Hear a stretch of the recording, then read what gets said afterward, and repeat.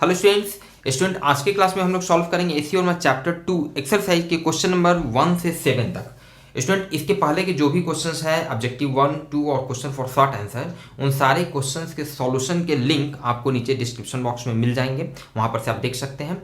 One thing. Second thing, इससे related जो theory है उसका भी डिस्क्रिप्शन, उसका लिंक जो है आपको नीचे डिस्क्रिप्शन बॉक्स में मिल जाएगा। तो चलिए हम लोग शुरू करते हैं। और प्लीज़ जो भी स्टूडेंट चैनल पे नए हैं, चैनल को सब्सक्राइब करें, लाइक करें और शेयर करें। मेरे लिए बस तो फिलहाल अभी यही एक हेल्प होगा। तो चलिए हम लोग देखते हैं question number 1। Question number 1 student क्या कह रहा है? ये क्वेश्चन कह रहा है वेक्टर ए, कोई वेक्टर ए है, makes an angle of 20 degree and vector B makes an angle of 110 degree with the X axis. चलिए ठीक है, हम लोग डायग्राम ड्रॉ कर लेते हैं। ये आपका एक्स एक्सिस हो गया। वेक्टर ए जो है, वेक्टर ए वो 20 डिग्री एंगल बना रहा है, मींस लाइक दिस। ये आपका वेक्टर ए हो गया, वेक्टर ए हो गया। चलिए ठीक है, ये 20 डिग्री एंगल बना रहा है, 20 डिग्री एंगल है, ये एंगल दिया हुआ है। और वेक्टर बी बना रहा है 110 degree with the X axis. 110 degree, 110 degree मतलब आप समझ सकते हैं ये सेकेंड क्वाड्रेंट में जाएगा। और इनफैक्ट ये इस पर परपेंडिकुलर भी होगा, क्योंकि ये 20 डिग्री बना रहा है, 110 डिग्री मतलब इसमें 90 डिग्री ऐड करेंगे, मतलब लगभग ये इस तरह का। This will be your vector B, vector B. Clear है, समझ सकते हैं। ये दोनों के बीच एंगल 90 डिग्री होगा, सो दैट कि वेक्टर बी, ये टोटल एंगल आपका 110 डिग्री हो जाएगा, 90 प्लस 20 डिग्री। ठीक है, आगे क्या कहता है? Magnitudes of this vectors are 3 metre and 4 metre respectively. Vector A का मैग्नीट्यूड, वेक्टर ए का जो मैग्नीट्यूड है, जिसको सीधे ए भी लिख सकते हैं, दिस इज गिवन 3 मीटर। और वेक्टर बी का जो मैग्नीट्यूड है, दिस इज गिवन 4 मीटर। चलिए ठीक है, तो कह रहा है फाइंड द रिजल्टेंट। तो हम लोगों को रिजल्टेंट निकालना है, मतलब सिंपल वेक्टर का जोड़ घटाव पढ़ रहे हैं, जैसे बच्चा में हम लोग स्केलर का पढ़ते थे। मतलब कि रिजल्टेंट दोनों वेक्टर को भाई जोड़ने के बाद हमको कौन सा वेक्टर मिलेगा। तो मान लेते हैं दोनों वेक्टर ए और वेक्टर बी को जोड़ने के बाद हमको रिजल्टेंट वेक्टर आर मिला, मतलब कि हमको इस आर वेक्टर का मैग्नीट्यूड निकालना है और डायरेक्शन निकालना है। Clear student? देखिए बहुत आसानी से इस आर वेक्टर का मैग्नीट्यूड हम लोग निकाल सकते हैं, क्योंकि दोनों वेक्टर, वेक्टर ए और वेक्टर बी, दोनों आपस में क्या है? परपेंडिकुलर है। परपेंडिकुलर है तो इसका रिजल्टेंट का मैग्नीट्यूड क्या हो जाएगा? वेक्टर ए का मैग्नीट्यूड का स्क्वायर प्लस वेक्टर बी के मैग्नीट्यूड का स्क्वायर। क्लियर है? जनरल फॉर्मूला याद कीजिए। अगर वेक्टर पी और क्यू दो वेक्टर है, दोनों के बीच का एंगल थीटा है, तो उसका रिजल्टेंट का मैग्नीट्यूड क्या होता था? फॉर्मूला हम लोग याद रखते हैं, P square plus Q square plus 2pq cos theta. ये बिल्कुल जनरल फॉर्मूला होता है। दो वेक्टर p और q का रिजल्टेंट का मैग्नीट्यूड, जहां पे थीटा p और q के बीच का एंगल है। क्लियर है? तो आप जब दोनों के बीच का एंगल 90 डिग्री है तो cos 90 जीरो हो जाएगा। यहाँ से भी आप समझ सकते हैं डायरेक्ट, मतलब रिजल्टेंट का मैग्नीट्यूड क्या हो जाएगा? a का मैग्नीट्यूड का square 3 square plus 4 square, this is 9 plus 16, this is 5 metre. 5 metre resultant का मैग्नीट्यूड हो गया 5 मीटर। क्लियर है स्टूडेंट? नाउ अब रिजल्टेंट का डायरेक्शन हम लोगों को निकालना है। रिजल्टेंट जो है ये दोनों वेक्टर के बीच में कहीं से होगा। तो मान लेते हैं ये रिजल्टेंट वेक्टर है आपका, मान लेते हैं यही रिजल्टेंट वेक्टर है। दोनों वेक्टर ए और बी को जोड़ने के बाद हमको ये वेक्टर आर मिला है। इस आर वेक्टर का मैग्नीट्यूड हम लोग निकाल चुके हैं, 5 मीटर इसका लेंथ है, 5 मीटर। ठीक है, अब इसका डायरेक्शन निकालना है। तो मान लेते हैं कि ये जो एंगल है, let this angle is alpha. ये एंगल अगर अल्फा है तो याद कीजिए हमारे पास एक जनरल फॉर्मूला क्या होता है। जनरल फॉर्मूला जो हम लोगों ने याद किया था कि अगर मान लिया P और Q दो वेक्टर है, ये जनरल फॉर्मूला आपको पता होना चाहिए। अगर इसका रिजल्टेंट वेक्टर मान लिया R है, ये अगर P के साथ अल्फा एंगल बना रहा है, ठीक है, तो ये tan अल्फा जो होगा, tan alpha, this will B Q sin theta divided by P plus Q cos theta. Clear है? ये थ्योरी में डिटेल्स हम लोग देख चुके हैं, लिंक आपको नीचे डिस्क्रिप्शन बॉक्स में दिया हुआ है। क्यू साइन थीटा, जहां पे थीटा जो है दोनों वेक्टर के बीच का एंगल है, दोनों वेक्टर के बीच का एंगल है, तो रिजल्टेंट अल्फा जो है पी के साथ बनाएगा इतना एंगल। क्लियर है? ध्यान दीजिएगा, जब ये अल्फा एंगल निकालते हैं, पी के साथ अगर निकालते हैं तो ऊपर में हम क्यू वाला लेते हैं, क्यू दोनों के बीच का angle sine theta like this. Clear है? चलिए देखते हैं। इस हिसाब से आप अगर ये अल्फा एंगल ए के साथ बना रहा है तो tan अल्फा को हम लिखेंगे बी साइन थीटा। थीटा कौन सा एंगल बताएं? दोनों वेक्टर के बीच का एंगल, दोनों वेक्टर ए और बी के बीच का एंगल यहाँ पे कितना है? 90 डिग्री। तो B sine 90 degree divided by A, जिसके साथ जो बना रहा है A, plus B cos 90 degree, इस फॉर्मूला के हिसाब से। क्लियर है। नाउ बी का मैग्नीट्यूड स्टूडेंट कितना दिया हुआ है 4 मीटर 4 साइन 90 का वैल्यू 1, ए का magnitude 3 plus B 4 cos 90 0, this becomes 4/3 in fact student इसका वैल्यू जो होता है 53 डिग्री होता है, ये आपको याद रखना चाहिए, नॉर्मली न्यूमेरिकल्स वगैरह में आ ही जाते हैं। 4/3 tan अल्फा, इसका मतलब ये अगर 4 है ये 3 है तो ये एंगल अल्फा, tan अल्फा ये राइट एंगल ट्रायंगल को शो करेगा, हाइपोटेनियस ये 5 हो जाएगा, ठीक है। tan अल्फा इक्वल्स टू 4/3, यहाँ पे अल्फा क्या होता है 53 डिग्री, अल्फा 50 tan अल्फा 4/3, इसीलिए मतलब ये tan 53 डिग्री का इतना वैल्यू आता है, इसीलिए अल्फा हो गया 53 डिग्री, अल्फा 53 डिग्री। ध्यान दीजिएगा अभी ये अल्फा ए के साथ 53 डिग्री एंगल बनाना है। फाइनली हम लोगों को लिखना है आर वेक्टर का मैग्नीट्यूड और डायरेक्शन।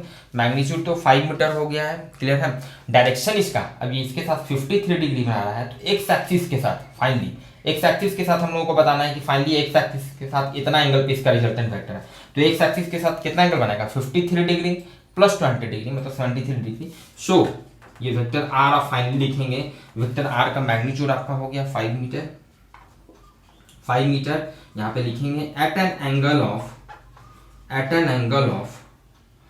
73 डिग्री, ये 73 डिग्री आप ब्रैकेट में लिख सकते हैं 53 degree plus 20 degree with x axis के साथ ये रिजल्टेंट वेक्टर जो है 73 डिग्री एंगल पर रिजल्टेंट वेक्टर का डायरेक्शन होगा, मैग्नीट्यूड होगा 5 metre. Clear student, question number 1। Okay student, चलिए हम लोग मूव करते हैं क्वेश्चन नंबर 2 के लिए। क्वेश्चन नंबर 2,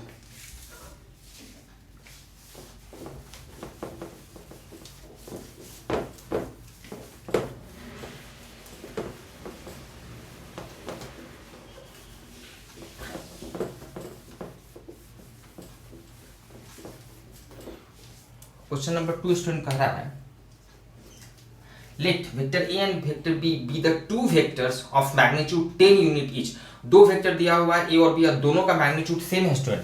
वेक्टर ए का भी मैग्नीट्यूड और वेक्टर बी का भी मैग्नीट्यूड, दोनों का मैग्नीट्यूड सेम दिया हुआ है। दिस इज गिवन 10 यूनिट्स, ठीक है। चलिए now each if they are inclined to the X axis at angles 30 degree and 60 degree respectively. चलिए इसमें से एक वेक्टर जो है वेक्टर ए जो है ये आपका रिस्पेक्टिवली दिया हुआ है, मतलब ए वेक्टर जो है एक्स एक्सिस के साथ 30 डिग्री एंगल पे है, ये मान लेते हैं आपका 30 डिग्री हो गया, और बी वेक्टर 60 डिग्री एंगल पे है, ये आपका बी वेक्टर हो गया, ये आपका 60 डिग्री एंगल पे है, 60 डिग्री एंगल पे। क्लियर सर, तो दोनों वेक्टर के बीच का एंगल कितना हो जाएगा, दोनों वेक्टर के बीच का एंगल ऑब्वियस है 60 - 30 मतलब 30 डिग्री हो जाएगा। चलिए ठीक है, तो हम लोगों को निकालना है फाइंड द रिजल्टेंट मतलब कि फाइनली दोनों वेक्टर को जोड़ने के बाद जो वेक्टर मान लिया रिजल्टेंट आर मिलेगा, उस वेक्टर का मैग्नीट्यूड और डायरेक्शन दोनों हम लोगों को निकालना है। रिजल्टेंट वेक्टर क्या होगा वेक्टर ए और वेक्टर बी को जोड़ने के बाद। क्लियर स्टूडेंट, देखिए स्टूडेंट थ्योरी में आपको बताए थे कि अगर दो वेक्टर दोनों मान लिया अगर सेम मैग्नीट्यूड का हो, दो वेक्टर अगर सेम मैग्नीट्यूड का मान लेते दो वेक्टर ए और बी है, अगर दोनों का मैग्नीट्यूड इन जनरल याद रखिए अगर दोनों का मैग्नीट्यूड सेम है, मान लेते हैं पी है, मैग्नीट्यूड का वैल्यू पी है और दोनों के बीच का एंगल अगर थीटा है, वेक्टर ए और बी के बीच का एंगल अगर थीटा है, याद रखिएगा इन जनरल थ्योरी में डिटेल आपको मिल जाएगा वहां पे, तो इसका जो रिजल्टेंट वेक्टर का मैग्नीट्यूड होगा, रिजल्टेंट वेक्टर का जो मैग्नीट्यूड होगा this will B 2p cos theta by 2 and passes and along the bisector। Short में यहाँ पे आप लिख सकते हैं दो वेक्टर अगर दोनों का मैग्नीट्यूड सेम है, मान लेते हैं मैग्नीट्यूड अगर p है, तो रिजल्टेंट का जो मैग्नीट्यूड होगा 2p cos theta by 2, cos theta by 2 जहां पर थीटा जो है वेक्टर ए और वेक्टर बी के बीच का एंगल है। क्लियर स्टूडेंट, बहुत आसानी से एकदम बिल्कुल इसको आप याद रखिए, ये बहुत जगह फ्रिक्वेंटली आपके लिए बहुत ही हेल्पफुल होगा न्यूमेरिकल्स को सॉल्व करने में। क्लियर है, कैसे ये आता है रिजल्ट, डिस्क्रिप्शन बॉक्स में लिंक पे जाके आप देख सकते हैं। तो अब ये रिजल्टेंट वेक्टर इतना का मैग्नीट्यूड निकाला तो डायरेक्ट हम निकाल सकते हैं भाई, ये जो रिजल्टेंट वेक्टर है आर का मैग्नीट्यूड मतलब सिंपल आर लिख सकते हैं। ये कितना होगा देखिए 2 इंटू किसी एक वेक्टर का मैग्नीट्यूड, तो किसी एक वेक्टर का मैग्नीट्यूड कितना है 10 into cos theta by 2, theta क्या है दोनों वेक्टर के बीच का एंगल है, दोनों वेक्टर के बीच का एंगल यहाँ पे लिख लीजिए, थीटा जो होता है angle between vector A and vector B. Clear है? तो ए और बी के बीच का एंगल स्टूडेंट कितना है? 30 डिग्री है। This becomes 30 degree divided by 2। 30 degree divided by 2, this becomes 20 cos 15 degree. 20 cos 15 degree. Clear है? क्वेश्चन नंबर 2 का ये आपका इतना ही में दिया हुआ है, सॉल्यूशन यहीं तक दिया हुआ है। आप चाहें तो इसका वैल्यू निकाल भी सकते हैं। cos 15 डिग्री का वैल्यू cos 60 डिग्री। अब cos 15 डिग्री का वैल्यू तो नॉर्मली याद होता नहीं है, तो ट्रिग्नोमेट्री में पढ़ोगे आप लोग। cos 15 डिग्री को लिख सकते हैं cos 16 degree 60 degree minus 60 degree minus 45 degree. cos इतना कर दिए। अब cos a माइनस b का फॉर्मूला लगा देंगे, like this cos into cos a plus sin into sin b, like this. ठीक है ना? और उस तरह से आप इसका वैल्यू आप फाइनली देख सकते हैं। आंसर यहीं तक दिया हुआ। चलिए, अब ये रिजल्टेंट वेक्टर का इसका डायरेक्शन क्या होगा, तो हम लोग अभी जस्ट देखें क्या रिजल्ट है कि रिजल्टेंट वेक्टर जब भी दो वेक्टर सेम मैग्नीट्यूड का होगा तो उसका जो रिजल्टेंट है वो दोनों वेक्टर के बाइसेक्टर के अलोंग होगा। Always remember. क्लियर है? मतलब कि यहाँ पर रिजल्टेंट वेक्टर जो होगा, ये रिजल्टेंट वेक्टर आपका दोनों के बाइसेक्टर के अलोंग होगा। मतलब लाइक दिस, कुछ ऐसा। ये आपका रिजल्टेंट वेक्टर होगा बाइसेक्टर के अलोंग, मतलब ये दोनों वेक्टर के बीच का एंगल 30 डिग्री है, तो 30 डिग्री है तो ये भी 15 डिग्री, ये भी एंगल 15 डिग्री। क्लियर है स्टूडेंट? अलोंग द बाइसेक्टर, मतलब रिजल्टेंट का ये डायरेक्शन होगा। मतलब फाइनली जो रिजल्टेंट वेक्टर है वो एक्स एक्सिस के साथ कितना एंगल बना रहा है? 30 डिग्री प्लस 15 डिग्री। 30 प्लस 15 मतलब 45 डिग्री। क्लियर है? इसलिए आपका रिजल्टेंट वेक्टर स्टूडेंट क्या हो जाएगा फाइनली इसलिए रिजल्टेंट वेक्टर आपका इसका मैग्नीट्यूड हो गया 20 cos 15 डिग्री। लिखेंगे एट एन एंगल ऑफ, कितने एंगल पे है, किस डायरेक्शन में लिख रहा है? At an angle of 45 degree. 30 degree plus 15 degree 45 degree. यहाँ पे आप लिख सकते हैं 30 degree plus 15 degree with x axis. Clear? कोई कंफ्यूजन नहीं होना चाहिए, बहुत इजी क्वेश्चन था। One thing. सेकंड थिंग, अब क्या है कि देखिए यहाँ पर ये तो आप इस फॉर्मूला से बहुत आसानी से हम लोग इसको तुरंत कर लिए। आप इसको जनरल तरीके से भी बना सकते थे, बहुत तरीका हो सकता है। इनफैक्ट जितने भी क्वेश्चंस को अभी हम देखेंगे बहुत तरीके से हर क्वेश्चंस को हम लोग सॉल्व कर सकते हैं स्टूडेंट। यहाँ पे अभी आप जनरल फॉर्मूला लगा सकते हैं, दोनों वेक्टर पता है, दोनों वेक्टर के बीच का एंगल भी पता है, 30 डिग्री मैग्नीट्यूड पता है, तो आप direct general formula √p² plus q² plus 2pq cos theta. मतलब इसका देखिए सेकेंड मेथड। चलिए, सेकेंड मेथड में आप रिजल्टेंट वेक्टर r का जो मैग्नीट्यूड है वो लिख सकते थे उस फॉर्मूला के हिसाब से। a का मैग्नीट्यूड का स्क्वायर 10 स्क्वायर प्लस b का मैग्नीट्यूड का square 10 square plus 2 into a का मैग्नीट्यूड इंटू b का मैग्नीट्यूड इंटू cos, दोनों वेक्टर के बीच का एंगल, दोनों वेक्टर का बीच का एंगल होगा cos 30 डिग्री। इसको जब आप सॉल्व करेंगे स्टूडेंट तो you will get the same result. आप देख सकते हैं चेक करके 20 cos 15 degree 20 cos 15 degree 2ab cos theta आएगा।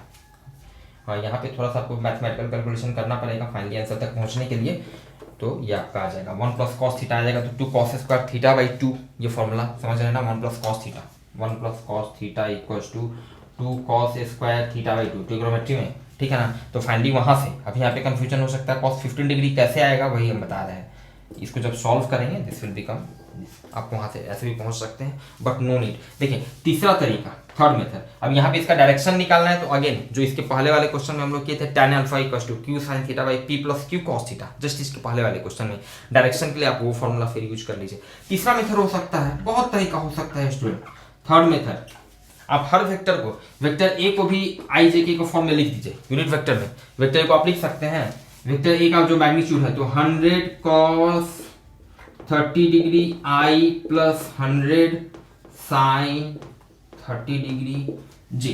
ठीक है? उसी तरह वेक्टर बी को आप लिख सकते हैं, वेक्टर बी जो कि 60 डिग्री एंगल बना रहा है एक्स एक्सिस के साथ, इसको आप लिख सकते हैं 100 cos 60 degree I plus 100 sine 60 degree जी। अब यहां से बहुत आसानी से रिजल्टेंट वेक्टर स्टूडेंट क्या हो जाएगा, रिजल्टेंट वेक्टर आर जो हो जाएगा a प्लस बी, दोनों वेक्टर को जोड़ देंगे। i को i वाला कोफिशिएंट के साथ जोड़ेंगे, j को j वाले कोफिशिएंट के साथ जोड़ेंगे। आप समझ रहे हैं? रिजल्टेंट का मैग्नीट्यूड निकालने के रूट अंडर i का जो कोफिशिएंट है उसका स्क्वायर प्लस j का जो कोफिशिएंट है उसका स्क्वायर। इनफैक्ट आपको करना चाहिए। क्लियर है? करके देखिए कि फाइनली हर केस में हम लोग को सेम रिजल्ट मिल रहा है कि नहीं। बिगिनर्स के लिए बहुत जरूरी है, तो ही आपका कॉन्फिडेंस लेवल जो है हाई होगा स्टूडेंट। ठीक है, यहीं पे हम करके छोड़ रहे हैं, आगे इसको करके देखेंगे, क्योंकि इस तरह का आगे क्वेश्चन मिलेगा जहाँ पे हम लोग डिटेल फिर देखेंगे कि कैसे ऐड कर रहे हैं यूनिट वेक्टर वाले टर्म्स को। Clear student? चलिए अब हम लोग देखते हैं क्वेश्चन नंबर 3 स्टूडेंट।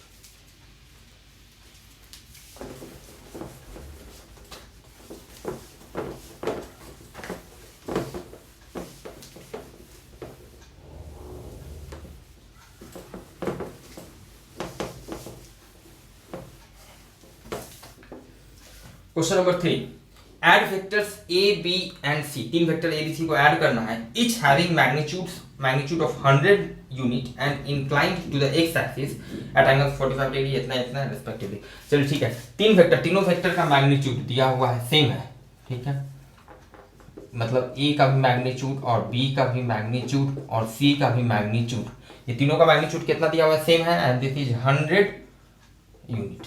क्लियर है? चलिए, और सब किस तरह से एक्स एक्सिस के साथ है उसको थोड़ा सा ड्रॉ कर लेते हैं हम लोग। ये आपका मान लेते हैं एक्स एक्सिस है, तो वेक्टर ए,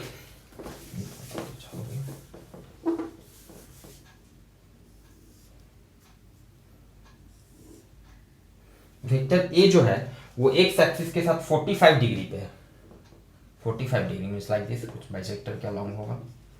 चलिए, वेक्टर ए जो है ये 45 डिग्री पे है, वेक्टर बी 135 डिग्री पे, ध्यान दीजिएगा 45 में फिर 90 डिग्री ऐड करेंगे तो 135 डिग्री आ जाता है, 90 ऐड करने पे 135, मतलब ये इस तरह से इसके परपेंडिकुलर डायरेक्शन में होगा, तो मैग्नीट्यूड सेम है, तो लेंथ ऑलमोस्ट एक अंदाज से हम लोग सेम रखेंगे। ये वेक्टर बी हो गया, ये वेक्टर बी हो गया, एंड दिस एंगल इज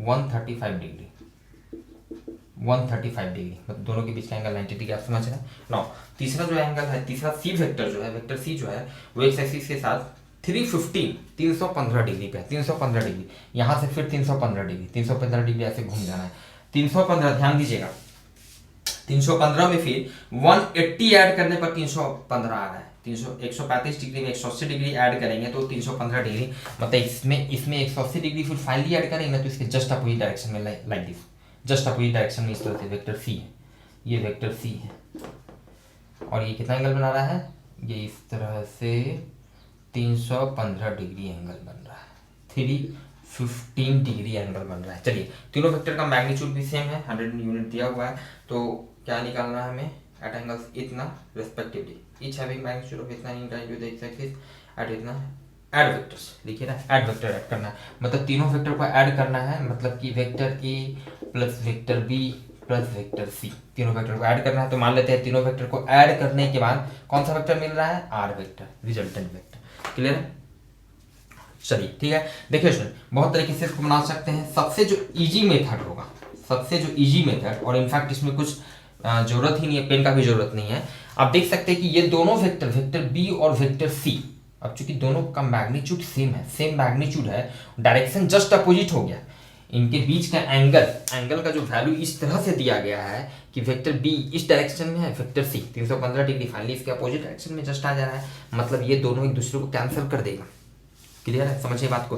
मान लीजिए एक ब्लॉक है, एक 5 न्यूटन का फोर्स ऐसे लगा रहा है, एक 5 न्यूटन का फोर्स ऐसे लगा रहा है, तो नेट इफेक्ट, नेट रिजल्टेंट 0 हो जाएगा, एक 5/, एक -5/, समझ रहे हैं? तो दोनों सेम मैग्नीट्यूड का अपोजिट डायरेक्शन में, तो ये दोनों एक दूसरे को कैंसिल कर दिया, तो नेट आपका तो फिर एक ही वेक्टर बच गया, एक ही वेक्टर बच गया ना, वेक्टर ए। तो तीनों वेक्टर को ऐड करने के बाद, तो हमको सिर्फ एक यही वेक्टर मिलेगा ना, तीनों वेक्टर को ऐड करने के बाद यही वेक्टर मिलेगा। मतलब स्केलर फॉर्म में बात करें, बच्चा टाइप से बात करें, तो आपको कहा जाए कि भाई आप ऐड कीजिए 2 -2 और 5 को ऐड कीजिए, तो आप देखिए भाई ये दोनों को तो ऐड करने के बाद 0 आ जाएगा, तो इसका रिजल्ट आंसर 0, आंसर 5। सीधे बिल्कुल एग्जैक्टली वही बात है, ये दोनों का मैग्नीट्यूड सेम है, डायरेक्शन जस्ट अपोजिट, ये दोनों नेट, दोनों का रिजल्टेंट 0 हो जाएगा, नेट एक ये वेक्टर बच जाएगा, मतलब रिजल्टेंट वेक्टर जो हो जाएगा वो वेक्टर ए के बराबर हो जाएगा। क्लियर है? वेक्टर ए के बराबर हो जाएगा, मतलब रिजल्टेंट वेक्टर का मैग्नीट्यूड भी क्या हो जाएगा, 100 यूनिट एट एन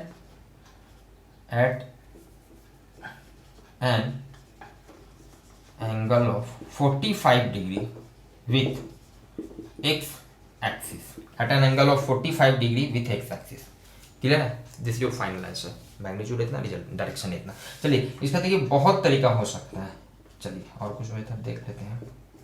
अगेन जैसा कि हम लोग पहले वाले केस में देखे थे, आप इसको देखिए आई जे के फॉर्म में लिख दीजिए, आई जे के फॉर्म में लिख देते हैं। चलिए वेक्टर ए को ध्यान दीजिएगा, वेक्टर ए को हम लिख सकते हैं, वेक्टर ए का मैग्नीट्यूड, एक सबका मैग्नीट्यूड तो सेम है 100 cos 45 डिग्री। इसको जब रेक्टेंगुलर कंपोनेंट में ब्रेक करेंगे वेक्टर ए को, तो इसका एक्स कंपोनेंट इधर आएगा और एक वर्टिकल कंपोनेंट इस डायरेक्शन, ये भी पॉजिटिव ये भी पॉजिटिव, मतलब ये 100 cos 45 degree I plus 100 sin 45 degree J. Clear है, क्योंकि दोनों कंपोनेंट इसका पॉजिटिव होगा, आई वाला भी पॉजिटिव जे वाला भी पॉजिटिव। चलिए वेक्टर बी को लिखते हैं, वेक्टर बी को अब लिखते हैं। वेक्टर बी ध्यान दीजिएगा, ये 135 डिग्री एंगल है, 135 डिग्री एंगल है। तो जब भी किसी को कंपोनेंट में ब्रेक करना हो, देखिए कि ये कितना डिग्री एंगल बना रहा है, स्मॉलर जो एंगल एक्स एक्सिस के साथ बना रहा है, तो ये एंगल कितना बनाएगा, ये टोटल 135 है, तो ये एंगल आपका हो जाएगा 45 डिग्री। समझ रहे हैं ना, 45 डिग्री। तो इसको कंपोनेंट में ब्रेक करेंगे तो एक ये इधर वाला जो कंपोनेंट आएगा नेगेटिव एक्स एक्सिस की तरफ, मतलब आई वेक्टर वाला ये नेगेटिव हो जाएगा, मतलब -100 cos 45 डिग्री आई। फिर इसको लेकिन इसका जो y कंपोनेंट होगा ये पॉजिटिव डायरेक्शन में है, मतलब +100 sin 45 डिग्री जे। क्लियर है। अब देखिए वेक्टर सी को लिखते हैं, वेक्टर सी को स्टूडेंट को नॉर्मली यही सब में कंफ्यूजन होता है, बहुत से स्टूडेंट्स को इससे इतना डिटेल बता रहे हैं। सी वेक्टर को कैसे लिखेंगे यहाँ पे देखिएगा, सी वेक्टर को इसको कंपोनेंट में जब ब्रेक करेंगे तो इसका एक कंपोनेंट इधर पॉजिटिव एक्स एक्सिस की तरफ होगा, वाई कंपोनेंट इधर नेगेटिव वाई एक्सिस की तरफ होगा। ठीक है, मतलब आई वाला कोफिशिएंट पॉजिटिव होगा, और ये एंगल आप समझ सकते हैं, ये एंगल कितना इसका हो जाएगा, टोटल 360 होता है, 360 में 315 घटा दीजिएगा तो ये भी एंगल इसका 45 डिग्री होगा। मतलब इसको हम ब्रेक करेंगे कंपोनेंट में तो 100 cos एक्स वाला पॉजिटिव होगा तो 100 cos 45 डिग्री आई, 100 cos 45 डिग्री आई, और इधर ये नेगेटिव हो जाएगा नेगेटिव एक्सिस की तरफ, तो -100 sin 45 डिग्री जी। क्लियर। देखिए बहुत आसानी से इस रिजल्टेंट वेक्टर जो होगा, मतलब A vector plus B vector plus C vector, ये तीनों का जब आप ऐड कीजिएगा तो ध्यान दीजिए, देखिए इसमें बहुत सा तुरंत कैंसिल हो जाएगा। 100 cos 45 डिग्री आई माइनस 100 cos 45 डिग्री आई, तीनों को ऐड कर रहे हैं, ये टर्म कैंसिल हो गया। ठीक है, चलिए 100 sin 45 डिग्री जे माइनस 100 sin 45 डिग्री जे, ये टर्म कैंसिल हो गया।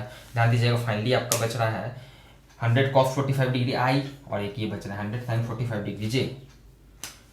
100 cos 45 degree I plus 100 sin 45 degree J, which is nothing but vector A. Vector A यही था आपका 100 cos 45 degree I plus 100 sin 45 degree J. तीनों को ऐड करने पर वेक्टर ए ही मिल रहा है, रिजल्टेंट वही है, मतलब सेम आप समझ सकते हैं, मैग्नीट्यूड वही होगा 100 unit, direction 45 degree, direction 45 degree. Clear student. चलिए ठीक है, देखते हैं क्वेश्चन नंबर 4 हम लोग स्टूडेंट देखते हैं।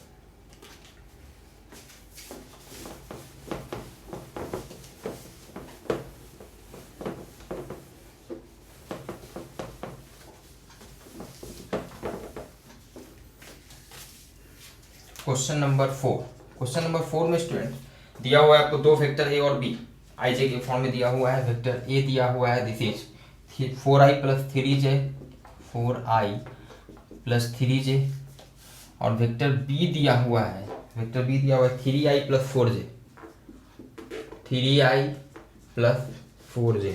चलिए ठीक है, फाइंड द मैग्नीट्यूड ऑफ, एक एक करके हम लोग मैग्नीट्यूड निकालते हैं। वेक्टर ए का मैग्नीट्यूड पूछ रहा है, वेक्टर ए का पहला पार्ट है, पहला पार्ट इसका देख रहे हैं, वेक्टर ए का मैग्नीट्यूड मतलब ये। तो सिंपल, जब भी आई जे में देने पर यही फायदा होता है स्टूडेंट, इवन आई जे के भी दिया हुआ है, कोई वेक्टर स्पेस में भी दिया हुआ है, तो बहुत इजीली हम उसका मैग्नीट्यूड निकाल लेते हैं। रूट अंडर आई का कोफिशिएंट का स्क्वायर प्लस जे का कोफिशिएंट का स्क्वायर प्लस के का कोफिशिएंट का स्क्वायर, समझ रहे हैं। मतलब यहाँ पे इसका मैग्नीट्यूड क्या होगा, आई का कोफिशिएंट 4 का स्क्वायर प्लस जे का कोफिशिएंट 3 का square, this becomes 16 plus 9, this becomes 25 and this becomes 5। Clear है। चलिए दूसरा बी पार्ट में है बी का मैग्नीट्यूड, बी का मैग्नीट्यूड, तो बी का भी मैग्नीट्यूड क्या होगा, अगेन बी का मैग्नीट्यूड आई का कोफिशिएंट का स्क्वायर, तो आई का कोफिशिएंट 3 है प्लस जे का कोफिशिएंट तो 4 है, 4 का square, this becomes 9 plus 16, this becomes again समझ सकते हैं रूट अंडर 25 से 5। क्लियर है। चलिए सी पार्ट में पूछ रहा है ए प्लस बी का मैग्नीट्यूड पूछ रहा है, ध्यान दीजिएगा सी में ए प्लस बी का मैग्नीट्यूड। तो पहले हम लोग ए प्लस बी वेक्टर स्टूडेंट निकाल लेते हैं, ए प्लस बी वेक्टर निकाल लेते हैं, क्लियर है। Vector A plus vector B, तो vector A plus vector B मतलब दोनों को ऐड करेंगे। आई जे में देने पर स्टूडेंट और भी एक और क्या फायदा है कि बहुत आसानी से आप वेक्टर्स को ऐड कर लेते हैं, कितना भी वेक्टर दिया हुआ है तो बहुत आसानी से सबको ऐड कर लेते हैं, सब्ट्रैक्ट कर लेते हैं। सिंपल आई वाले सारे कोएफिशिएंट को आप जोड़ दीजिए, जे अलग अलग जे वाले कोएफिशिएंट को एक साथ ऐड कर दीजिए लाइक दिस। देखिए यहाँ पे आई वाला कोएफिशिएंट यहाँ पे क्या है 4i, यहाँ पे 3i, तो 7i प्लस जे वाला 3j प्लस 4j तो 7j, एकदम just like a scalar, 3j plus 4j 7j हो गया, क्लियर है। अब a प्लस बी वेक्टर मेरा मिल चुका है आई जे में, इसीलिए क्वेश्चन पूछ रहा है a प्लस बी वेक्टर जो है इसका मैग्नीट्यूड पूछ रहा है, इसका मैग्नीट्यूड पूछ रहा है। तो इसका मैग्नीट्यूड क्या होगा, जब वेक्टर को हम a प्लस बी वेक्टर हमको पता है आई जे में, तो आई का कोएफिशिएंट का स्क्वायर मतलब 7 का स्क्वायर, जे का कोएफिशिएंट का स्क्वायर मतलब 7 का square, this becomes 49 plus 49, this becomes 2 into 49, this becomes 7 root 2, 7 root 2, 49 बाहर आ जाएगा, 7 आ जाएगा, रूट 2 बच जाएगा, क्लियर स्टूडेंट। चलिए डी पार्ट, इसका एक और भी पार्ट है डी पार्ट में पूछ रहा है a minus B vector a minus B, तो फिर से a माइनस बी का मैग्नीट्यूड पूछ रहा है, तो पहले a माइनस बी वेक्टर निकाल लेते हैं हम लोग आई जे के में। तो वेक्टर a को पहले लिख लेते हैं, वेक्टर a क्या है 4i plus 3j minus vector B का वेक्टर बी क्या है 3i plus 4j, 3i plus 4j, clear है।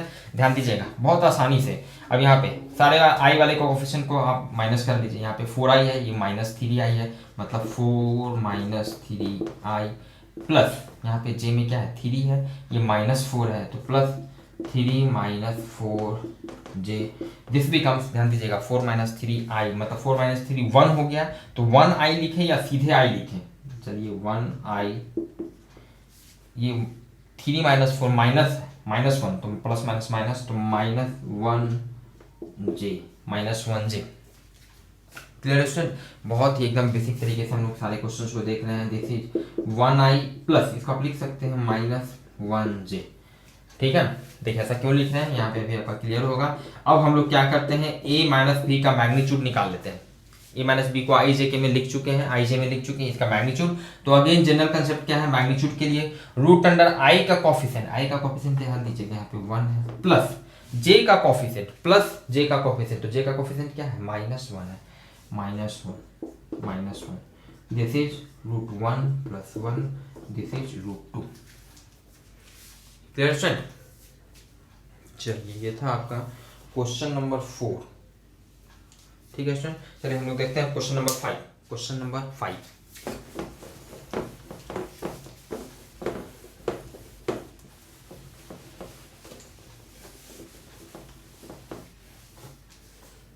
क्वेश्चन नंबर 5 क्या कर रहा है, रेफर टू फिगर आपको वहां पे दिया हुआ आप देख सकते हैं। Find A the magnitude B x and y components and C the angle with the x axis of the resultant of OA, BC and DE। तीन वेक्टर यहाँ पे फिगर में आप देख सकते हैं दिया हुआ है, एक वेक्टर दिया हुआ OA, दूसरा वेक्टर दिया हुआ है DE, तीसरा वेक्टर दिया हुआ है BC, ठीक है।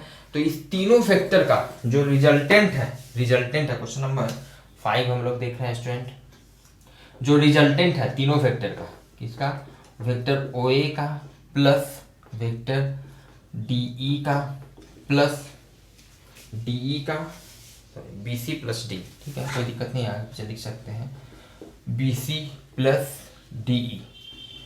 ये तीनों वेक्टर का देखिए तीन पार्ट है, तीन चीज पूछ रहा है। पहला क्या निकालना है, ये जो रिजल्टेंट हमको जो वेक्टर मिला, ठीक है, इसका मैग्नीट्यूड पूछ रहा है। दूसरा इसका एक्स और वाई कंपोनेंट पूछ रहा है, और इसका एक्स और वाई कंपोनेंट, और फिर तीसरा पूछ रहा है ये एक्स एक्सिस के साथ कितना एंगल बना रहा है, एक्स एक्सिस के साथ कितना एंगल बना रहा है, क्लियर स्टूडेंट। चलिए ठीक है देखते हैं, एक करके देखते हैं। पहले फाइंड द मैग्नीट्यूड, तो ऑब्वियस है आप समझ सकते हैं स्टूडेंट। अब यहाँ पर हम लोग क्या कर सकते हैं, बेस्ट तरीका है हम लोगों के पास, सबसे अच्छा तरीका यह है कि तीनों वेक्टर को अगर हम आई जे के में लिख दें, ठीक है, आई जे के में लिख दें तो बहुत आसानी से चूंकि एक प्लेन में है तो सिर्फ आई और जे, एक्स वाई प्लेन में तो सिर्फ इसका आई और जे कंपोनेंट होगा, समझ रहे हैं। तो आई जे में तीनों वेक्टर को लिख देंगे, बहुत आसानी से सारा चीज हम लोग निकाल लेंगे। चलिए तो देखते हैं, वेक्टर ओ ए, जो वेक्टर ओ ए है, इस वेक्टर ओ ए को देखिए अभी हम आई जे में लिख रहे हैं, आई जे में लिख रहे हैं, ठीक है। वेक्टर ओ ए को लिखना है आई जे में, तो लिखेंगे सबसे पहले वेक्टर ओ ए का मैग्नीट्यूड, तो वेक्टर ओ ए का मैग्नीट्यूड दिया हुआ है 2 मीटर, ठीक है। फिर कॉस एक्स एक्सिस के साथ कितना एंगल बनाना है 30 डिग्री आई, फिर प्लस इसका आई और जे दोनों पॉजिटिव होगा, ध्यान दीजिएगा, क्योंकि इधर आई वाला भी पॉजिटिव एक्स एक्सिस की तरफ, जे भी पॉजिटिव वाई एक्सिस की तरफ, तो प्लस फिर से इसका मैग्नीट्यूड, फिर साइन 30 डिग्री जे। वेक्टर ओ ए को हम लोग लिख चुके हैं कॉस और साइन के फॉर्म में, आई जे में लिख चुके हैं, चलिए ठीक है। अब vector D E, vector D को लिख लेते हैं दूसरा भैया।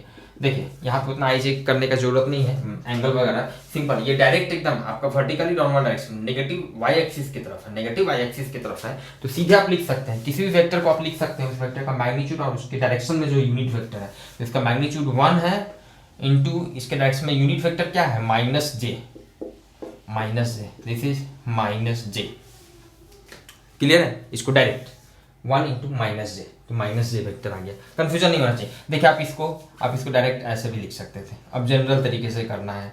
और वेक्टर डी को कि नहीं सर हम इसी तरीके से लिखेंगे, तो कैसे लिखेंगे, ठीक है ना। तो देखिए ना, ये एक्स एक्सिस के साथ 90 डिग्री एंगल बना रहा है, ठीक है। इसका कंपोनेंट आप ब्रेक कीजिएगा, तो इधर तो देखिए, इधर आपका आई वाला, इधर आपका जे वाला, तो ध्यान दीजिएगा, इसका मैग्नीट्यूड लिखते हैं कंसेप्ट के हिसाब से, इसका मैग्नीट्यूड 1 है, 1 कॉस एक्स एक्सिस के साथ कितना एंगल बना रहा है 90 डिग्री, तो 90 डिग्री आई, ठीक है। फिर माइनस क्यों, क्योंकि इसका एक कंपोनेंट इधर जे वाला नेगेटिव वाई एक्सिस की तरफ है, तो माइनस, फिर 1, फिर साइन 90, फिर जे, ध्यान दीजिएगा cos 90 जीरो होता है, तो ये जीरो, माइनस साइन 90 1 होता है, तो 1 into 1 J, this becomes minus J, ऐसे भी आप लिख सकते हैं, क्लियर है। चलिए अब देखते हैं हम लोग बीसी वेक्टर को, बीसी वेक्टर को अब लिख लेते हैं, ध्यान दीजिएगा।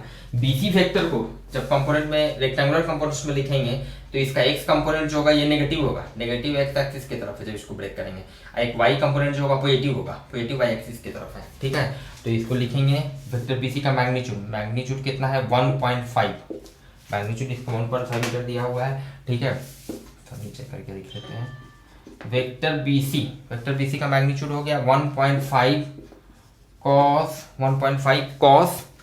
60 डिग्री आई, माइनस लगा देंगे क्योंकि नेगेटिव एक्सिस की तरफ है, क्लियर है। माइनस 1.5 कॉस 60 डिग्री आई, फिर प्लस 1.5 और साइन 60 जे, क्लियर है। तीनों वेक्टर को स्टूडेंट हम लोग लिख चुके हैं, तो बहुत आसानी से इसका रिजल्टेंट वेक्टर हम लोग निकाल सकते हैं, O A plus B C plus D, ठीक है।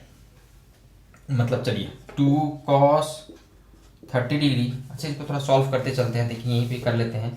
2 cos 30 डिग्री का वैल्यू होता है √3/2, तो 2 कैंसिल हो जाएगा, तो दिस बिकम्स √3i, साइन 30 का वैल्यू हाफ, तो 2 कैंसिल हो जाएगा, तो प्लस जे, चलिए ठीक है। इसको भी थोड़ा सॉल्व कर लेते हैं, this becomes cos 60 degree half, तो this becomes minus 0.75 i, 1.5 divided by 2 हो जाएगा, साइन 60 डिग्री √3/2, तो प्लस 1.5 √3/2 जे, 1.5 √3/2 जे, ठीक है। चलिए इसको भी थोड़ा सा लिख लेते हैं, माइनस 0.7 i प्लस स्टूडेंट, इसको थोड़ा सा कैलकुलेशन हम कर लें,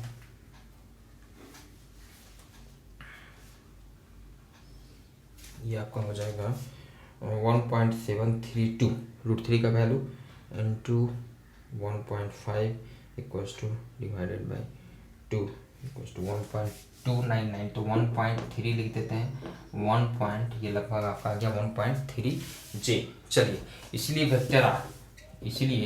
वेक्टर आर जो होगा this is O A plus D E plus B C, clear है।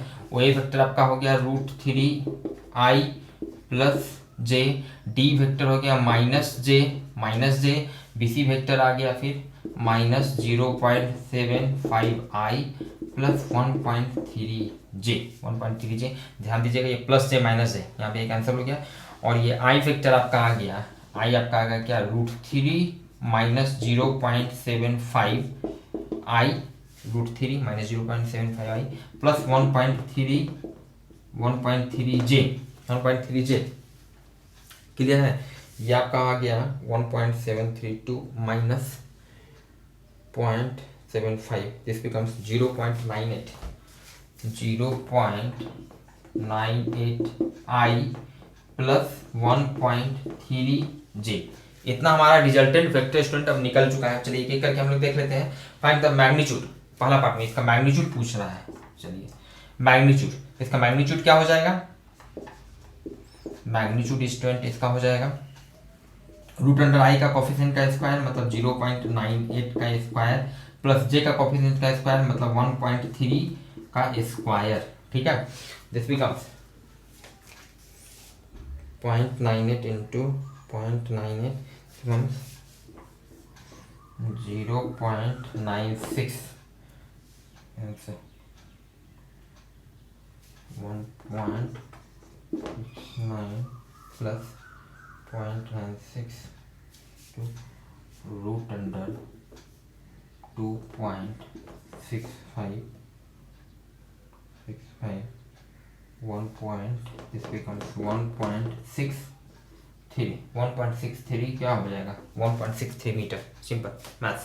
क्वेश्चन नंबर 5, क्वेश्चन नंबर 5 का पार्ट ए 1.6 आंसर। ठीक है 1.63। ठीक है स्टूडेंट, ये इसका मैग्नीट्यूड निकल गया बहुत आसानी से। आईजे के में सबको पहले हम लोग कन्वर्ट कर दिया, आईजे में तीनों वेक्टर को सीधे ऐड कर दिए, मैग्नीट्यूड निकल गया रूट ऐड करके।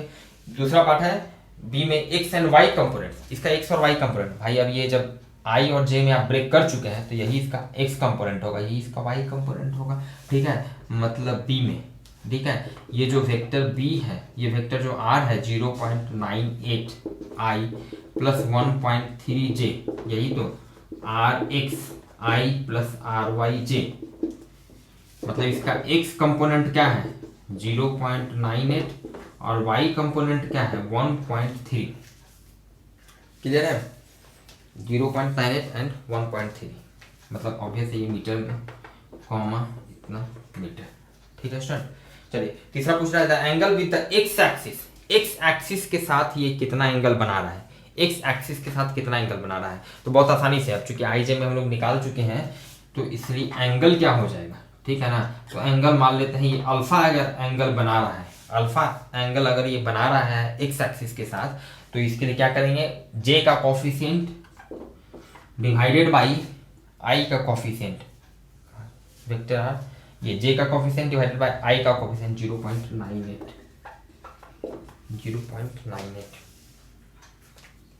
ये आपका हो जाएगा 0.3 डिवाइडेड बाई 0.98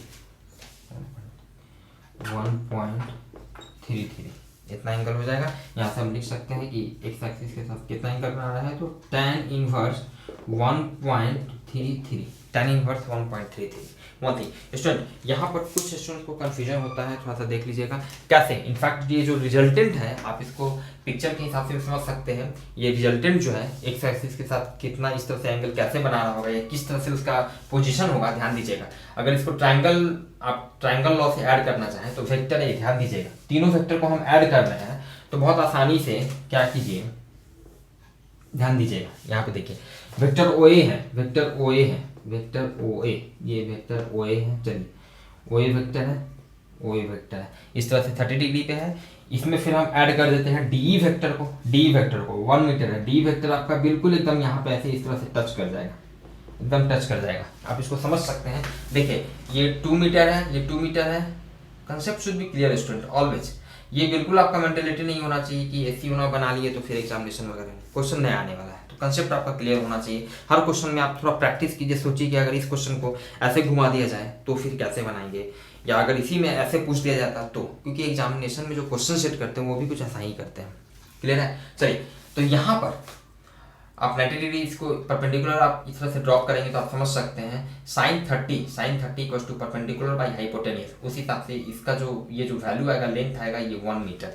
मतलब इस OA वेक्टर में डी वेक्टर जब हम ऐड करेंगे, तीनों वेक्टर को ऐड करना है, डी वेक्टर ऐड करेंगे तो बिल्कुल यहाँ पे इस तरह से पोजीशन में आ जाएगा, ठीक है। उसके बाद फाइनली ये दोनों वेक्टर ऐड किए और इसमें फिर क्या कर दीजिए, पॉलीगॉन लॉ से देखिए बीसी वेक्टर कुछ इस तरह से 60 डिग्री एंगल बना रहा है, इसमें फिर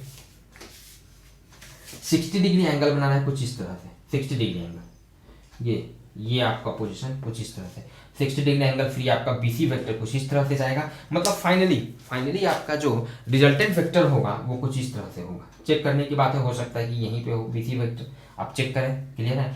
रिजल्टेंट वेक्टर कुछ इस तरह से होगा और फाइनली आप देख सकते हैं रिजल्टेंट वेक्टर का एक्स कंपोनेंट वाई कंपोनेंट जो भी है ये आपका पॉजिटिव आएगा। यहाँ से भी देख सकते हैं, देखिए दोनों पॉजिटिव है, ठीक है, दोनों पॉजिटिव है। मतलब कुछ इस तरह का पोजीशन होगा और यही एंगल अल्फा स्टूडेंट हम लोग निकाले हैं जो यहाँ पे इतना है, क्लियर स्टूडेंट। चलिए ठीक है, हम लोग देखते हैं क्वेश्चन नंबर 6 स्टूडेंट।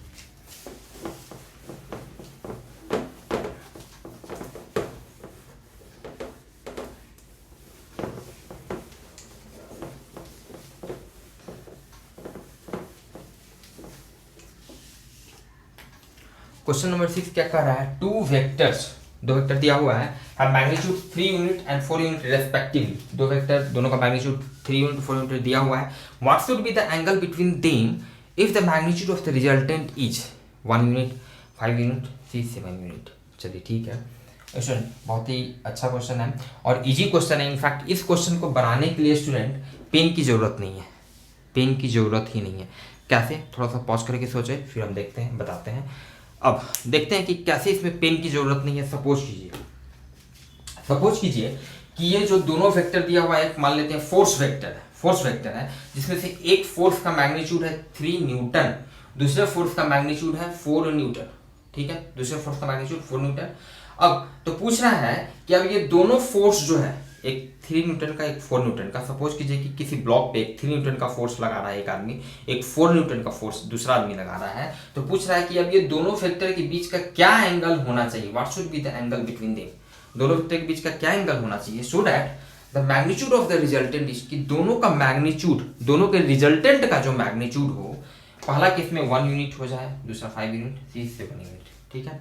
तो समझिए, एक 3 यूनिट का फोर्स है, एक 4 न्यूटन का फोर्स है, एक 3 न्यूटन एक 4 न्यूटन का फोर्स है। तो पहले केस में बात करें कि भाई कैसे लगाएं, दोनों फोर्स को हम कैसे लगाएं कि फाइनली 1 न्यूटन का फोर्स उस पर लगे। भाई तो दोनों को ऑब्वियस है, बिल्कुल अपोजिट डायरेक्शन में लगाइए। एक 3 न्यूटन का फोर्स अगर ऐसे आदमी लगा रहा है तो दूसरा एक 4 न्यूटन का फोर्स ऐसे लगा रहा है, क्लियर है। तो फाइनली 1 न्यूटन का फोर्स इधर आपका बच जाएगा, समझ रहे हैं। मतलब दोनों वेक्टर के बीच का एंगल, दोनों फोर्सेज के बीच का एंगल 180 डिग्री होना चाहिए। दोनों को कैसे लगाना होगा, सीधे एकदम anti parallel, just opposite to each other. तो पहले वाले पार्ट का आंसर आपका हो जाएगा स्टूडेंट 180 डिग्री, 180 डिग्री। समझ रहे हैं, कैसे लगाएं, दोनों के बीच का एंगल क्या होना चाहिए, मतलब कैसे लगाएं सो दैट कि रिजल्टेंट का मैग्नीट्यूड इतना, तो भाई अपोजिट डायरेक्शन में लगा दीजिए। दूसरा पार्ट में देखिए 5 यूनिट, तो 5 यूनिट समझिएगा, एक है 3 न्यूटन का फोर्स लगा रहा है, एक 4 न्यूटन का फोर्स लगा रहा है। ट्राइंगल लो आपका, ये जो राइट एंगल ट्राइंगल होता है, राइट एंगल ट्राइंगल में स्टूडेंट बहुत पहले से आप लोग इस तरह का कितना प्रैक्टिस किए होंगे कि मान लीजिए एक 3 होता है एक बेस, अगर परपेंडिकुलर 4 है तो हाइपोटेनियस का वैल्यू हो जाता है 5, तो 5 लाना है। अब ये 3 न्यूटन और 4 न्यूटन को कैसे लगाएं कि नेट 5 न्यूटन का फोर्स आ जाए, भाई तो परपेंडिकुलर डायरेक्शन में लगा दीजिए, एक 3 न्यूटन ऐसे, एक 4 न्यूटन ऐसे, तो दोनों का जो रिजल्टेंट जो होगा वो 5 न्यूटन आ जाएगा। मतलब कि बी वाले का आंसर होगा 90 डिग्री। समझ रहे हैं स्टूडेंट, सी वाले का आंसर 7 यूनिट। अब अगेन उसी ब्लॉक पर दोनों फोर्स, एक 3 न्यूटन का एक आदमी लगा रहा है, एक 4 न्यूटन का लगा रहा है, दोनों कैसे लगाएं कि टोटल उस पर कुल मिला के 7 न्यूटन का फोर्स लगने लगे, तो दोनों को सेम डायरेक्शन में लगा दीजिए। ये भी 3 न्यूटन से खींचेगा, ये भी 4 न्यूटन से खींचेगा, तो टोटल उस पर 7 न्यूटन का फोर्स लगेगा। मतलब उस केस में दोनों के बीच का एंगल कितना होगा, जब दोनों सेम डायरेक्शन में लगेगा, दोनों सेम डायरेक्शन में लग रहा है तो एंगल 0 डिग्री होगा। कोई कैलकुलेशन की जरूरत नहीं है, समझ रहे हैं, ठीक है। थोड़ा सा just for your convenience, future में रिवीजन के हिसाब से आप इस तरह का एक फिगर बना सकते हैं। मान लिया एक इस पे आदमी 3 न्यूटन का फोर्स लगा रहा है, ठीक है, एक इस पे 4 न्यूटन का फोर्स लगा रहा है। ये पहले वाले एग्जाम्पल का केस हो गया, जब 180 डिग्री, दोनों के बीच का 180 डिग्री, एक 3 न्यूटन ऐसे, एक 4 न्यूटन ऐसे, दोनों के बीच का एंगल 180 डिग्री। क्लियर है? बी वाले पार्ट में जरूरत नहीं है लिखने के लिए, रिवीजन के हिसाब से। बी वाले पार्ट में ये इसको कुछ इस तरह से, एक 3 न्यूटन आदमी ऐसे लगा रहा है, एक 4 न्यूटन का फोर्स ऐसे लगा रहा है, ऊपर की ओर खींच रहा है 4 न्यूटन का केस। इस केस में दोनों का जो रिजल्टेंट होगा, यहाँ से आप समझ सकते हैं 5 न्यूटन आ जाएगा, दोनों को जोड़ने का 5 यूनिट, मतलब इस केस में 90 डिग्री। क्लियर है? ये 180 डिग्री। और सी पार्ट में कैसे होगा भाई, दोनों पर सेम डायरेक्शन में फोर्स लगा दीजिए, एक 3 न्यूटन भी ऐसे लगा दिया, 4 न्यूटन भी ऐसे लगा दिया, थोड़ा लेंथ बढ़ा देते हैं, concept should be clear. 4 Newton ऐसे लगा दिया, दोनों को मिला के 7 न्यूटन हमको मिल जाएगा, मतलब इस केस में एंगल कितना हो जाएगा, 0 डिग्री हो जाएगा। Clear student? चलिए अब इसका जनरल तरीका हम लोग देखते हैं स्टूडेंट।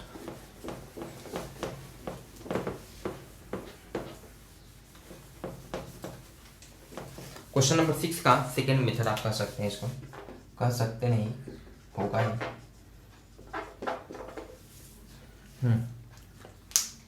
दो जनरल चलिए, दो वेक्टर दिया हुआ है, एक का 3 यूनिट है, एक का 4 यूनिट। मान लेते हैं एक वेक्टर p दिया हुआ है, तो वेक्टर p का मैग्नीट्यूड मान लेते हैं दिस इज 3 यूनिट, एंड एक दूसरा वेक्टर q मान लेते हैं, तो इसका मैग्नीट्यूड दिया हुआ है 4 यूनिट। ठीक है? Now what should be the angle between them with the magnitude of the resultant etch. इसके रिजल्टेंट का मैग्नीट्यूड और एंगल पूछा है, 1 यूनिट होगा तो एंगल कितना, 5 यूनिट होगा तो एंगल कितना होगा। इन जनरल चलिए मान लेते हैं if theta equals to angle between vector p and vector q, then अगर थीटा p और q के बीच का एंगल होगा तो इसका रिजल्टेंट क्या होगा, इसका जो रिजल्टेंट वेक्टर मान लेते हैं, दोनों वेक्टर p और q को जोड़ने का जो वेक्टर रिजल्टेंट वेक्टर r मिल रहा है, इसका जो मैग्नीट्यूड स्टूडेंट होगा this will be root under, एकदम फॉर्मूला तो ये याद होगा ही, p square plus 2pq cos theta. Clear student? Now this is p square मतलब 3 का स्क्वायर मतलब 9, q का स्क्वायर मतलब 4 का स्क्वायर मतलब 16, 2 into 3 into 4 into cos theta.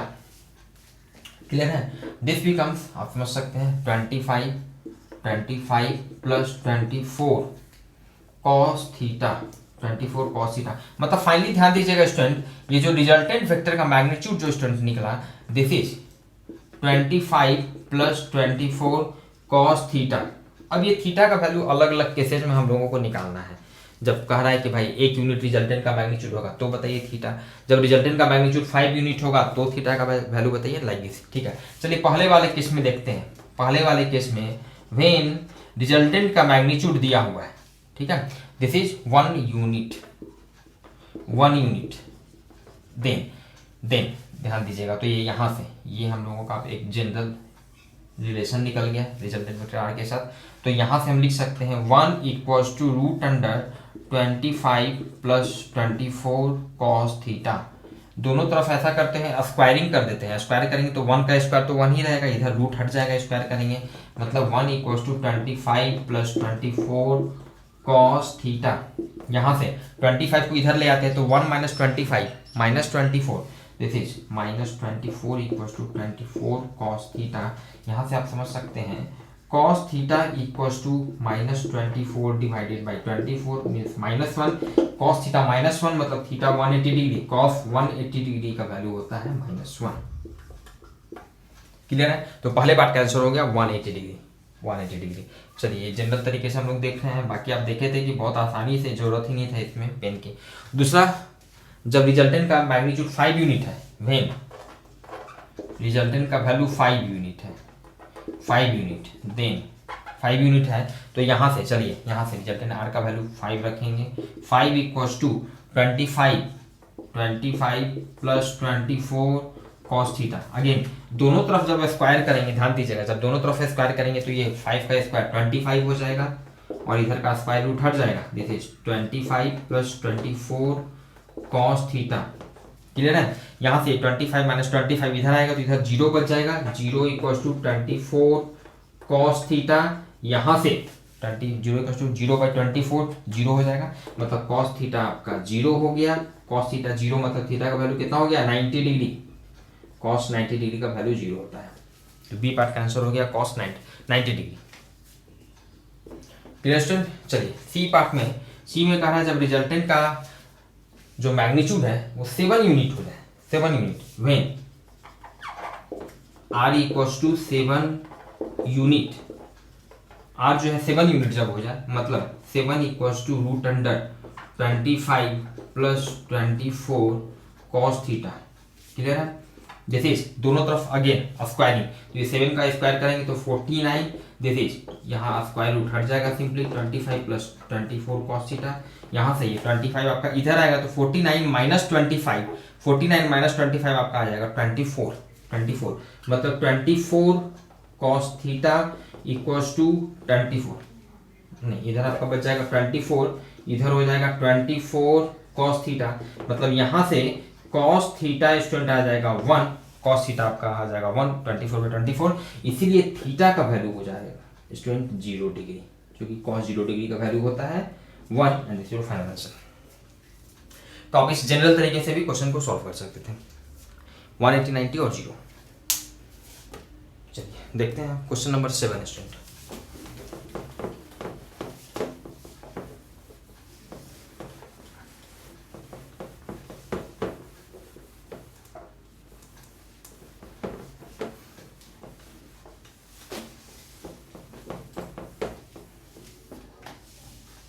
Question number 7 क्या कह रहा है, ए स्पाई, स्पाई मतलब जासूस, ठीक है, जो जासूसी करता है, report about a suspected car reads as follow. कोई सस्पेक्टेड कार, किसी कार का मूवमेंट देखने के बाद उसको कुछ डाउट हुआ तो उसके बारे में वो रिपोर्ट करता है, अपने हायर ऑफिसर्स को वो रिपोर्ट करता है। क्या रिपोर्ट करता है उस कार के बारे में कि the car moved 2 kilometre towards east. उसने ऑब्जर्व किया कि भाई कार जो है, जो उसने रिपोर्ट किया 2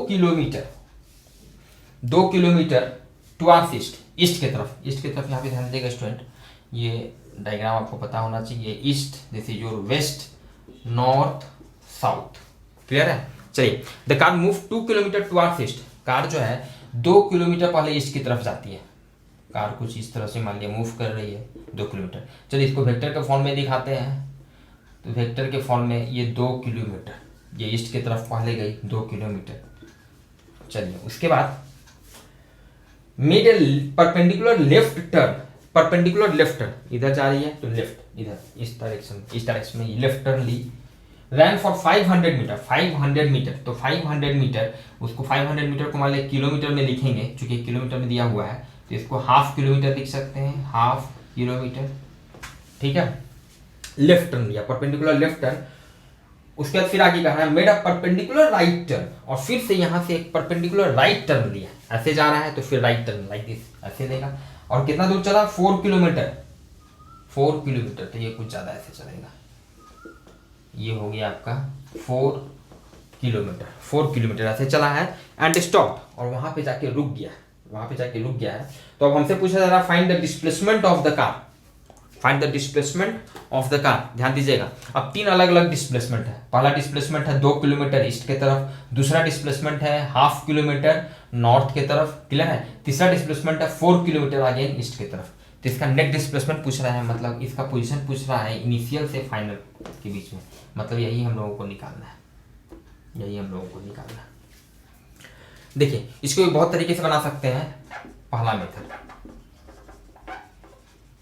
फर्स्ट मेथड देखिए बहुत ही आसानी से, सपोज कीजिए ये 2 किलोमीटर इधर गया, फिर हाफ किलोमीटर इधर 4 किलोमीटर फिर से गया, मतलब इसी पोजीशन को ऐसे हम लिख सकते हैं कि 2 किलोमीटर पहले ऐसे गया, फिर 4 किलोमीटर ऐसे गया, फिर 4 किलोमीटर ऐसे गया, मतलब टोटल पहले 6 किलोमीटर ऐसे गया और फिर हाफ किलोमीटर ऐसे गया। समझिएगा बात को,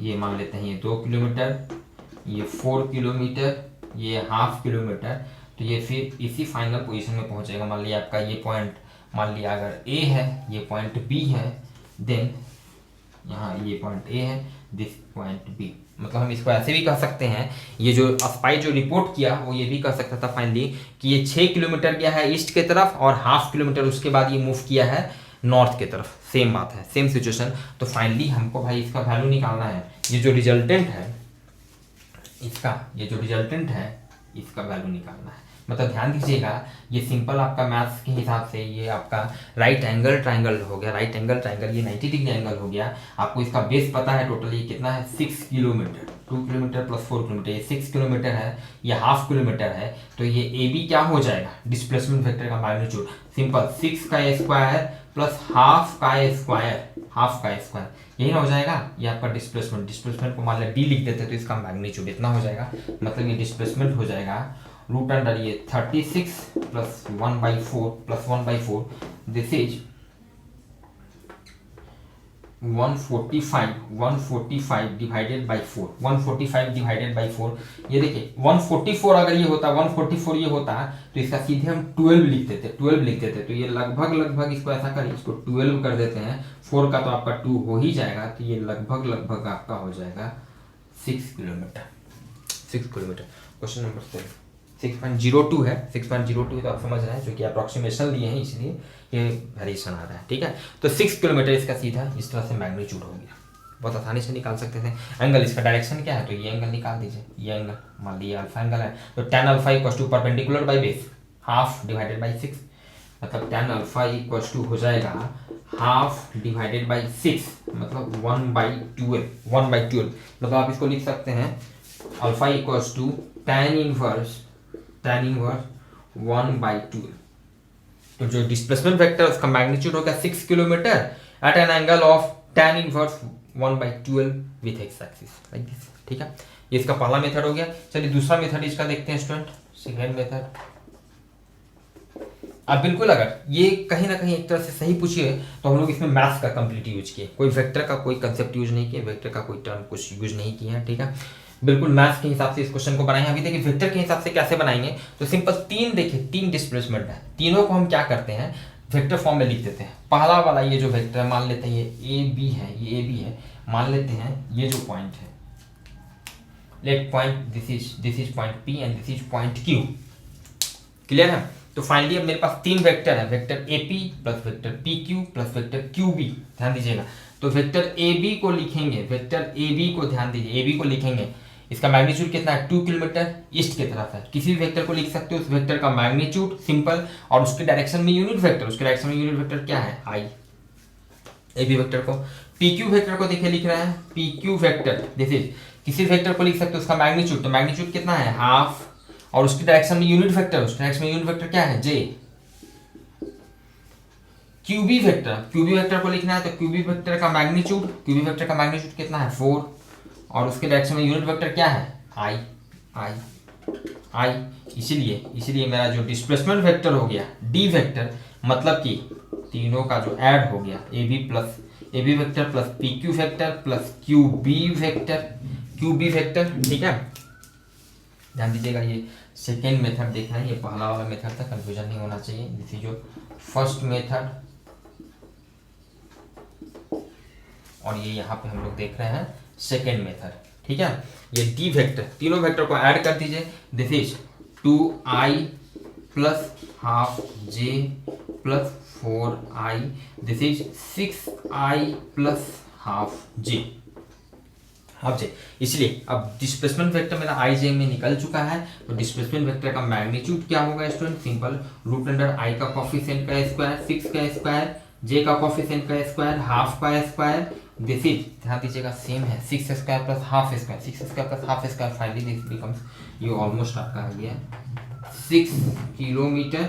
और एंगल के लिए और tan अल्फा स्टूडेंट क्या हो जाएगा, tan अल्फा जे का coefficient half divided by I का कोफिशिएंट 6, मतलब 1/12, इसलिए अल्फा एक्स एक्सिस के साथ जो एंगल बना रहा है दिस इज tan इनवर्स 1/12।